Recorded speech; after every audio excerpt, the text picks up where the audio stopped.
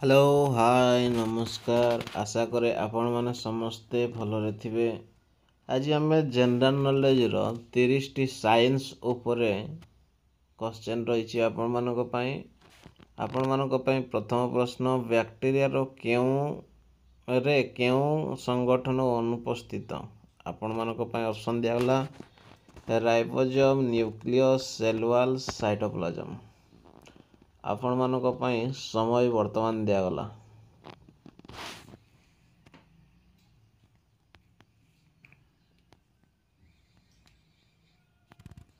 और यार सठिक आंसर ऑप्शन बी न्यूक्लियस अनुपस्थित थाए।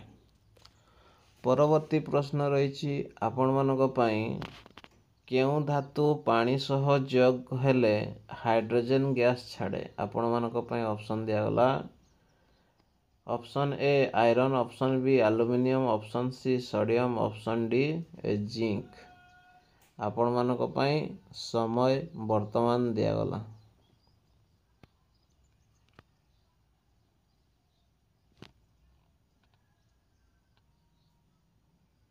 और यार सठिक आंसर ऑप्शन सी सोडियम। परवर्ती प्रश्न रही आपण पेनिसिलिन केउ जीवरु प्राप्त हुए बा मिली थाए आपण ऑप्शन दिगला option A virus option B algae option C fungus option D protozoa. आपण समय वर्तमान दिगला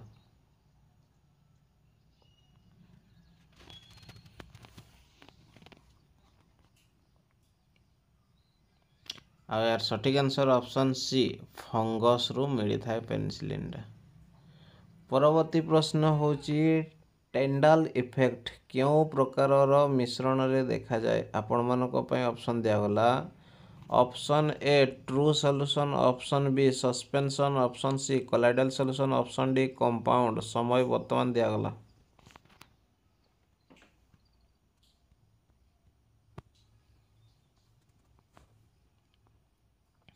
आ यार सठिक answer option C colloidal solution.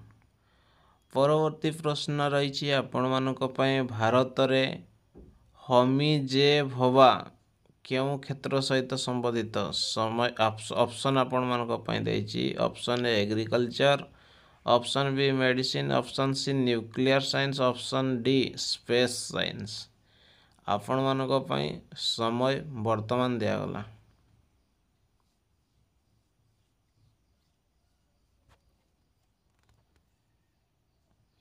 यार सठिक answer option C nuclear science सहित संबंधित।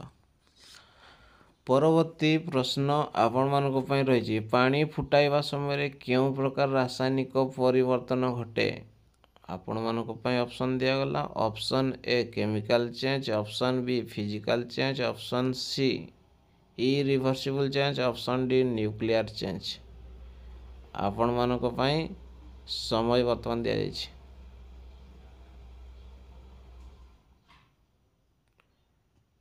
यार सठिक answer option B physical change. परवर्ती प्रश्न आपण रही केउ विटामिन द्वारा रक्त जमीबा हुए आपण ऑप्शन दिगला option A vitamin A option B vitamin C option D vitamin K. आपण समय वर्तमान दिया जागला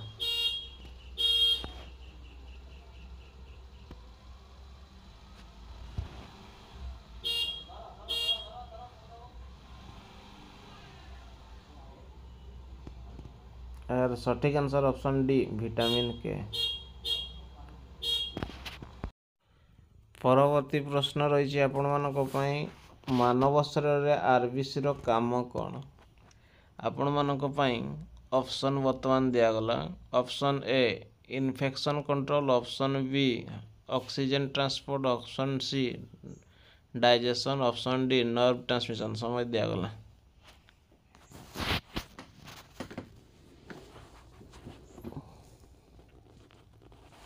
यार सठिक answer option B oxygen transport करिवो।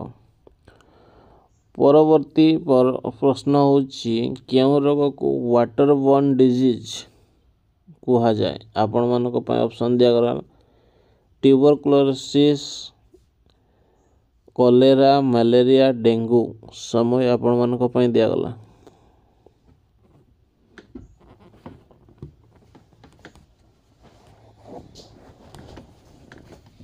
ଏହାର ସଠିକ୍ ଆନ୍ସର ଅପସନ୍ ବି କଲେରା। ପରବର୍ତ୍ତୀ ପ୍ରଶ୍ନ ରହିଛି ଆପଣମାନଙ୍କ ପାଇଁ କେଉଁ ବିଜ୍ଞାନୀ ଥିଓରି ଅଫ୍ ରିଲେଟିଭିଟି ଦେଇଥିଲେ? ଆପଣମାନଙ୍କ ପାଇଁ ଅପସନ୍ ବର୍ତ୍ତମାନ ଦିଆଗଲା ନ୍ୟୁଟନ୍, ରଦରଫୋର୍ଡ, ଆଇନଷ୍ଟାଇନ୍ ଆଉ ପ୍ଲାଙ୍କ। ଆପଣମାନଙ୍କ ପାଇଁ ସମୟ ବର୍ତ୍ତମାନ ଷ୍ଟାର୍ଟ କରାଯିବ। ସଠିକ୍ ଉତ୍ତର ଦିଅନ୍ତୁ। ଦିଆଗଲା ସମୟ।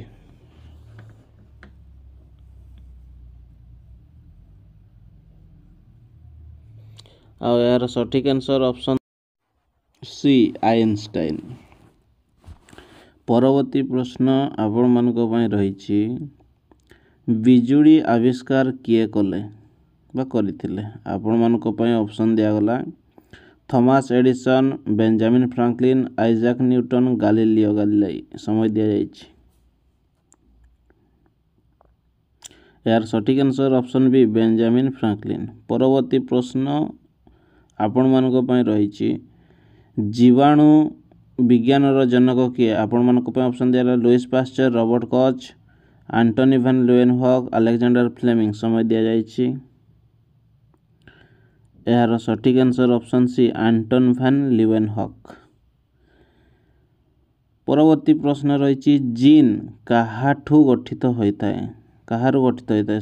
ଅପସନ୍ ଦିଆଗଲା ଆର୍ଏନ୍ଏ, ଡିଏନ୍ଏ, ପ୍ରୋଟିନ୍, ଫ୍ୟାଟ୍। ସମୟ ଆପଣମାନଙ୍କ ପାଇଁ ବର୍ତ୍ତମାନ ଦିଆଗଲା।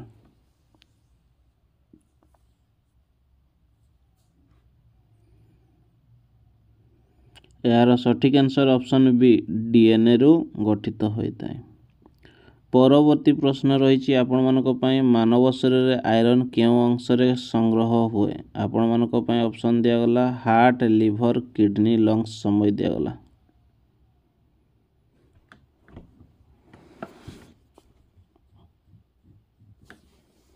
ଏହାର ସଠିକ୍ ଆନ୍ସର ଅପସନ୍ ବି ଲିଭରରେ ସଂଗ୍ରହ ହୁଏ। ପରବର୍ତ୍ତୀ ପ୍ରଶ୍ନ ରହିଛି ଗ୍ରହମାନଙ୍କ ଗତି ସମ୍ବନ୍ଧୀୟ ନିୟମ କିଏ ଦେଇଥିଲେ? ଆପଣମାନଙ୍କ ପାଇଁ ଅପସନ୍ ଦିଆଗଲା କେପ୍ଲର, ଗାଲିଲିଓ, ନ୍ୟୁଟନ୍, ଆଇନଷ୍ଟାଇନ୍। ସମୟ ଆପଣମାନଙ୍କ ପାଇଁ ଦିଆଗଲା।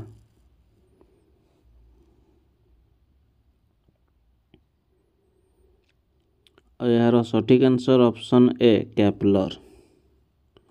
ପରବର୍ତ୍ତୀ ପ୍ରଶ୍ନ ଆପଣମାନଙ୍କ ପାଇଁ ରହିଛି ରେଡ଼ିଓ ସିଗ୍ନାଲ ପଠାଇବା ପାଇଁ କେଉଁ ତରଙ୍ଗ ବ୍ୟବହାର ହୁଏ? ଆପଣମାନଙ୍କ ପାଇଁ ଅପସନ୍ ଦିଆଗଲା infrared wave, radio wave, X ray, gamma ray. ଆପଣମାନଙ୍କ ପାଇଁ ସମୟ ଦିଆଗଲା।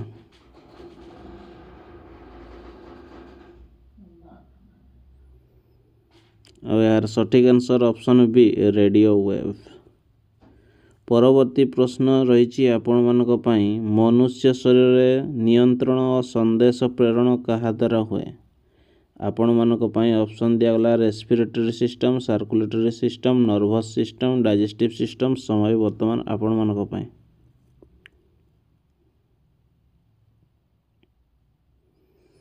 ଏହାର ସଠିକ୍ answer option C nervous system. ପରବର୍ତ୍ତୀ ପ୍ରଶ୍ନ ଆପଣମାନଙ୍କ ପାଇଁ ରହିଛି ଓଜୋନ୍ ଲେୟାର କେଉଁ ଗ୍ୟାସ୍ ଦ୍ୱାରା କ୍ଷତିଗ୍ରସ୍ତ ହୁଏ? ଆପଣମାନଙ୍କ ପାଇଁ ଅପସନ୍ ଦିଆଗଲା oxygen, carbon dioxide, CFC, chlorofluorocarbon, nitrogen. ସମୟ ଆପଣମାନଙ୍କ ପାଇଁ। ଏହାର ସଠିକ୍ ଆନ୍ସର ଅପସନ୍ ସି କ୍ଲୋରୋଫ୍ଲୋରୋକାର୍ବନ ବା ସିଏଫ୍ସି।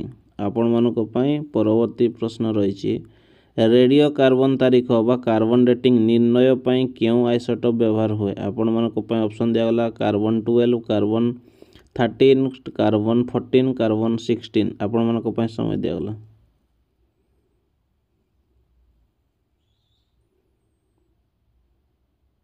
ଆଉ ଏହାର ସଠିକ୍ ଆନ୍ସର ଅପସନ୍ ସି କାର୍ବନ 14। ପରବର୍ତ୍ତୀ ପ୍ରଶ୍ନ ରହିଛି ଆପଣମାନଙ୍କ ପାଇଁ ମାନବ ଶରୀରରେ ପିଟ୍ୟୁଟାରୀ ଗ୍ଲାଣ୍ଡ କେଉଁ ଅଂଶରେ ଥାଏ? ଆପଣମାନଙ୍କ ପାଇଁ ଅପସନ୍ ବର୍ତ୍ତମାନ ଦିଆଗଲା option A brain, option B neck, option C chest, option D abdomen. ସମୟ ଆପଣମାନଙ୍କ ପାଇଁ ଦିଆଗଲା।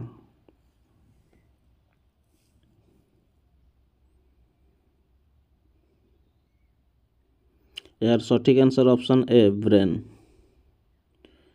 ପରବର୍ତ୍ତୀ ପ୍ରଶ୍ନ ଆପଣମାନଙ୍କ ପାଇଁ ରହିଛି, ସୂର୍ଯ୍ୟରୁ ଆସୁଥିବା ଅଲ୍ଟ୍ରାଭାୟୋଲେଟ୍ କିରଣକୁ କେଉଁ ଗ୍ୟାସ୍ ଆମକୁ ସୁରକ୍ଷା ଦିଏ? ଆପଣମାନଙ୍କ ପାଇଁ ଅପସନ୍ ବର୍ତ୍ତମାନ ଦିଆଗଲା carbon dioxide, ozone, nitrogen, argon.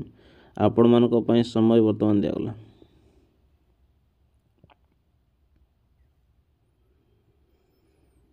ଆଉ ଏହାର ସଠିକ୍ ଆନ୍ସର୍ ଅପସନ୍ ବି ଓଜୋନ୍।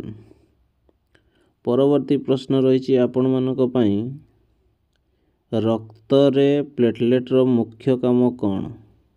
ଆପଣମାନଙ୍କ ପାଇଁ ଅପସନ୍ ବର୍ତ୍ତମାନ ଦିଆଗଲା ଅକ୍ସିଜେନ୍ ବାହନ କରିବା, ରକ୍ତ ଜମାଇବା, ପୋଷଣ ବାହନ କରିବା, ରୋଗ ପ୍ରତିରୋଧ। ଆପଣମାନଙ୍କ ପାଇଁ ସମୟ ବର୍ତ୍ତମାନ ଦିଆଗଲା।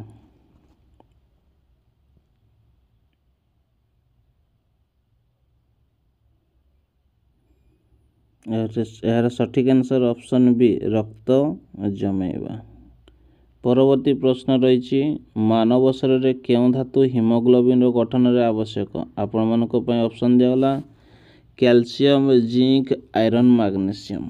ଆପଣମାନଙ୍କ ପାଇଁ ସମୟ ଦିଆଗଲା।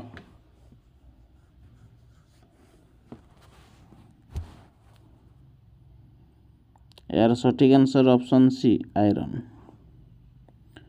ପରବର୍ତ୍ତୀ ପ୍ରଶ୍ନ ରହିଛି ଆପଣମାନଙ୍କ ପାଇଁ, ନ୍ୟୁକ୍ଲିୟର୍ ରିଆକ୍ଟରରେ କେଉଁ ଉପାଦାନ ଇନ୍ଧନ ଭାବେ ବ୍ୟବହୃତ ହୁଏ? ଅପସନ୍ ଦିଆଗଲା ୟୁରାନିୟମ୍, ପ୍ଲୁଟୋନିୟମ୍, ଥୋରିୟମ୍, ହାଇଡ୍ରୋଜେନ୍। ଆପଣମାନଙ୍କ ପାଇଁ ସମୟ ଦିଆଗଲା।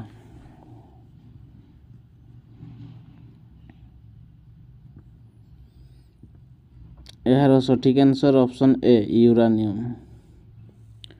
ପରବର୍ତ୍ତୀ ପ୍ରଶ୍ନ ରହିଛି ଆପଣମାନଙ୍କ ପାଇଁ, ଲୁହା ଜଙ୍କ୍ ଧରିବା ପାଇଁ କେଉଁ ଦୁଇ ଉପାଦାନ ଆବଶ୍ୟକ? ଆପଣମାନଙ୍କ ପାଇଁ ଅପସନ୍ ଦିଆଗଲା ଅକ୍ସିଜେନ୍ ଓ ୱାଟର, କାର୍ବନ ଓ ନାଇଟ୍ରୋଜେନ୍, ହାଇଡ୍ରୋଜେନ୍ ଓ ସଲଫର, ଅକ୍ସିଜେନ୍ ଓ ହାଇଡ୍ରୋଜେନ୍। ସମୟ ଆପଣମାନଙ୍କ ପାଇଁ ବର୍ତ୍ତମାନ ଦିଆଗଲା।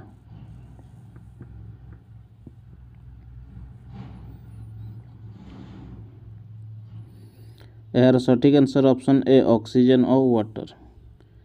ପରବର୍ତ୍ତୀ ପ୍ରଶ୍ନ ରହିଛି ଆପଣମାନଙ୍କ ପାଇଁ, ଧ୍ୱନି କେଉଁ ମାଧ୍ୟମରେ ସବୁଠୁ ବେଗରେ ଗତି କରେ? ଆପଣମାନଙ୍କ ପାଇଁ ଅପସନ୍ ଦିଆଗଲା ବାୟୁ, ପାଣି, ଇସ୍ପାତ, ଶୂନ୍ୟ। ଆପଣମାନଙ୍କ ପାଇଁ ସମୟ ବର୍ତ୍ତମାନ ଦିଆଗଲା।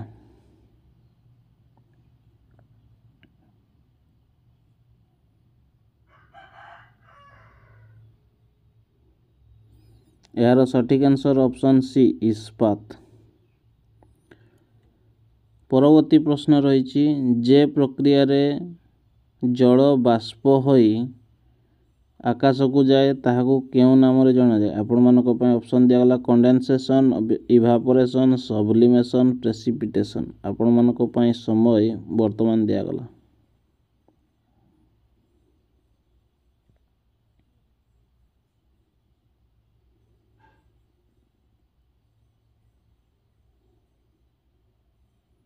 ଏହାର ସଠିକ୍ ଆନ୍ସର୍ ଅପସନ୍ ବି ଇଭାପୋରେସନ୍। ପରବର୍ତ୍ତୀ ପ୍ରଶ୍ନ ଆପଣମାନଙ୍କ ପାଇଁ ରହିଛି, ହାଇଡ୍ରୋଜେନ୍ ବମ୍ କେଉଁ ପ୍ରକାର ରିଆକ୍ସନ୍ ଉପରେ ଆଧାରିତ? ଆପଣମାନଙ୍କ ପାଇଁ ଅପସନ୍ ବର୍ତ୍ତମାନ ଦିଆଗଲା nuclear fission, nuclear fusion, chemical reaction, combustion. ସମୟ ଆପଣମାନଙ୍କ ପାଇଁ ବର୍ତ୍ତମାନ ଦିଆଗଲା।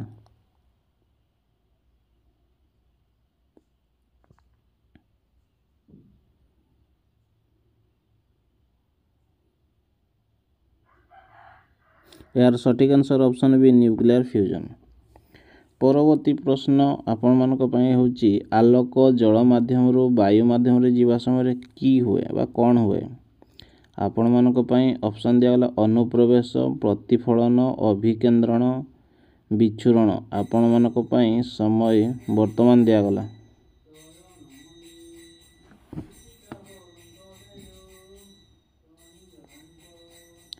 ଏହାର ସଠିକ୍ ଆନ୍ସର୍ ଅପସନ୍ ଏ ଅନୁପ୍ରବେଶ। ପରବର୍ତ୍ତୀ ପ୍ରଶ୍ନ ବା ଆଜିକାର ଶେଷ ପ୍ରଶ୍ନ ହେଉଛି ଆପଣମାନଙ୍କ ପାଇଁ, ମାନବ ଶରୀରରେ କ୍ୟାଲସିୟମ୍ ସବୁଠୁ ଅଧିକ କେଉଁଠି ଥାଏ? ଆପଣମାନଙ୍କ ପାଇଁ ଅପସନ୍ ଦିଆଗଲା ମାଂସପେଶୀରେ, ଅସ୍ଥିରେ, ରକ୍ତରେ, ତ୍ୱଚାରେ। ଆପଣମାନଙ୍କ ପାଇଁ ସମୟ ବର୍ତ୍ତମାନ ଦିଆଗଲା।